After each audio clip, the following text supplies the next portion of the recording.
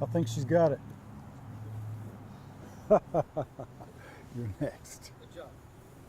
Excellent job. The same thing over here, okay? Keep the back of your slick on the surface and then just pare a little bit off right down the face of that mortise. Yeah. So you keep both hands on your slick Okay. so you don't get Okay. cut. You're using the back of the slick to Okay. pare down the back side of the mortise, Okay. and you're making that. We're making a groove here is what basically we're Yeah, doing. you're making a This is our specific straight line. face on the side of that Okay, mortise. so you had one hand. Does it? I mean, is Are there you right or some- left hand? I'm right-handed. So do you want Right on that? top, Right on top.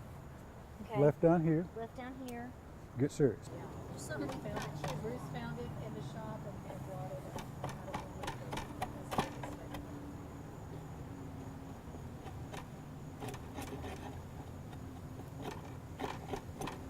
That's crazy how it just grips right on there. It's sharp.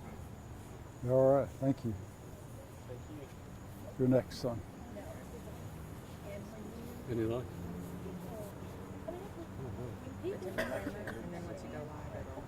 Left up, yes Gonna sir. be the light? And push the back of your tool down the slope of what you're cutting, and that'll let the business end cut straight. Mm-hmm. Yeah, lean over your works and see what you're doing. Mhm.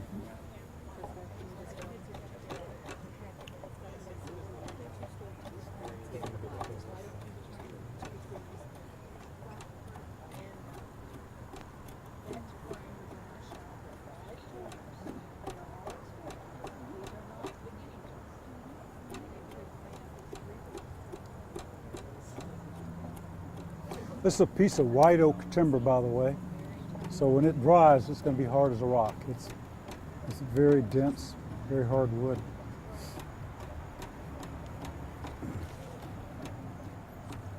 Getting any chips there? Excellent.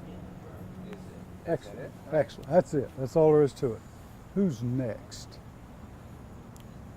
Where's Bo?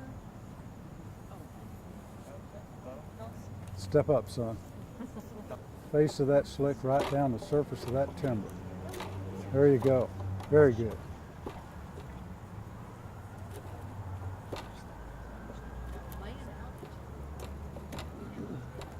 Dave, get some pictures.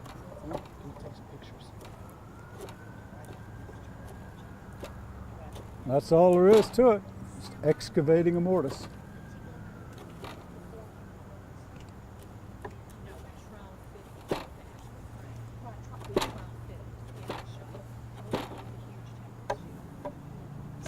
All right. Thank you, Bo. Where's Miss Claxton? Come on, we'll get on. Yeah, this. Should hold that just a second. I'm gonna turn this around so you got a fresh surface to work on.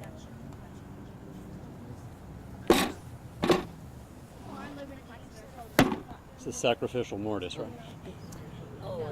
Here's now. All right. Let me take this off. It's the real deal, okay? All right. Right? Are you right or left handed? Okay. Put your right hand up. Your left hand down. Keep that surface flat against what you're cutting. And pare off. Just like that.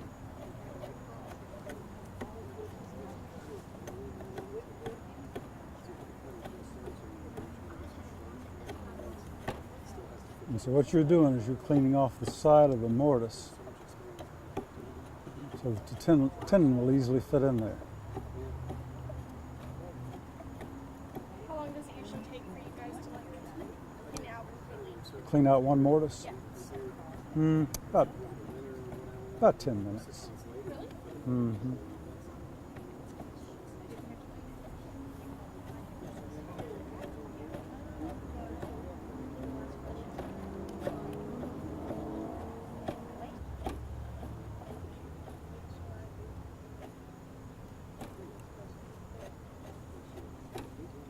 Very good.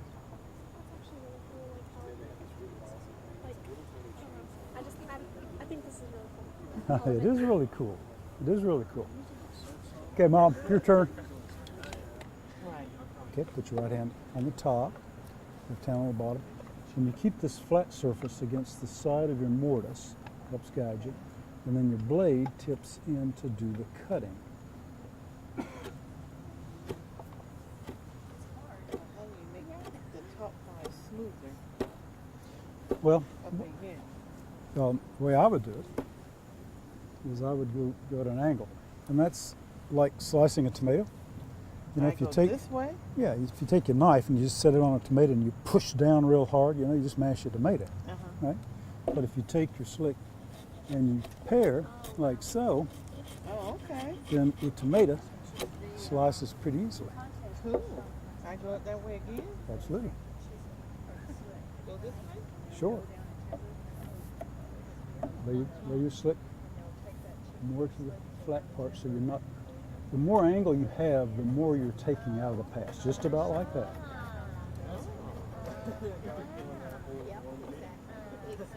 She's advanced. She's gone to 201 timber framing. You might have a new job. She didn't even know she was a timber framer before she came tonight. Excellent. All right. I can Thank start you. tomorrow. Yes, ma'am. We'll see you at 6 a.m. Don't mess it up, Dave.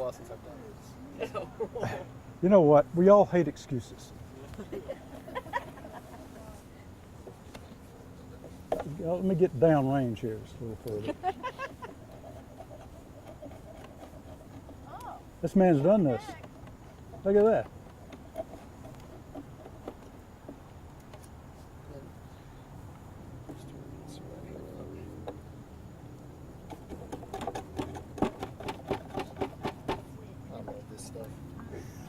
From here, it looks like you're churning butter, but It's addictive. It is.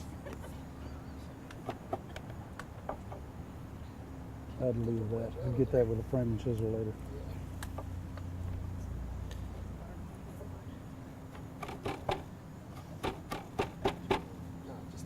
So much. Who will be next in line? By dropping my framing chisel in it and seeing if it'll pass easily, fairly easily, down the mortise. And so it's like a feeler gauge. If it gets stuck somewhere, then that's the spot that I need to work on, right? So it's 1.5 inch framing chisel. I have 1.5 inch mortise. And these mortises have been worked. That one's pretty good too.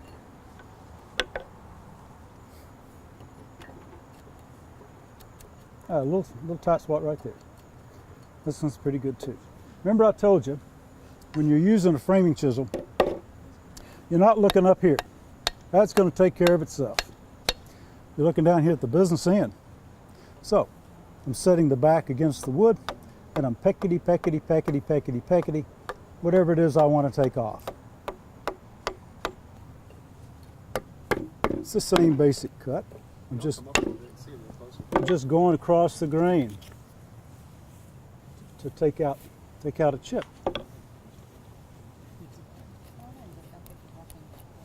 Can be used like a slick as well with your hand. If I want to chamfer something to make it easier to put it in place, we want to make real sure that that tenon is going to go in that mortise easily, because we're in a precarious position. Then we can chamfer our tenon so that it can start more easily in our mortise, just like this. On the end of my tenon, just a little bit, so they go in. And so if we've done our job correctly, this ought to fit, right? I think it fits. Almost like Yep.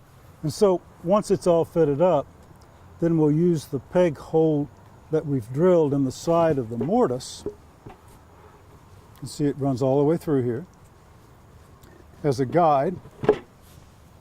We'll have this entire assembly fitted up. We use this as a guide, and we'll run our drill through here, and we'll drill a hole in our tenon. And then when we drive our peg on the job site, we're engaging the mortise and we're engaging the tenon. Do you draw bore any of your joints? No, I used to do that, and that's malarkey. It's just complete malarkey.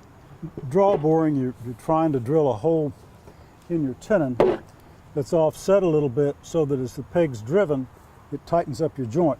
Well, this is a piece of white oak. It's going to shrink about 1/4 inch, and the draw boring just gets lost in translation. It's just not going to give us anything. You think it mattered more traditionally when they were working with a lot more green wood, just straight, straight from the forest? Do you think that was one of the reasons they did it, or? I think they did it because their joinery couldn't be all that accurate with the tools that they had to use, and so they sharpened their pegs dramatically. So the peg went to just nothing. It was a spike made out of wood, really, and so now they could get kind of close, and the draw boring helped them, and they drove a peg in it that was like a spike, and it helped hold their joint together. We have these nice tools, and we're drilling holes that are just about perfectly perpendicular to the face of the timber, and I don't personally think it's necessary. Cool. So that's what she looks like.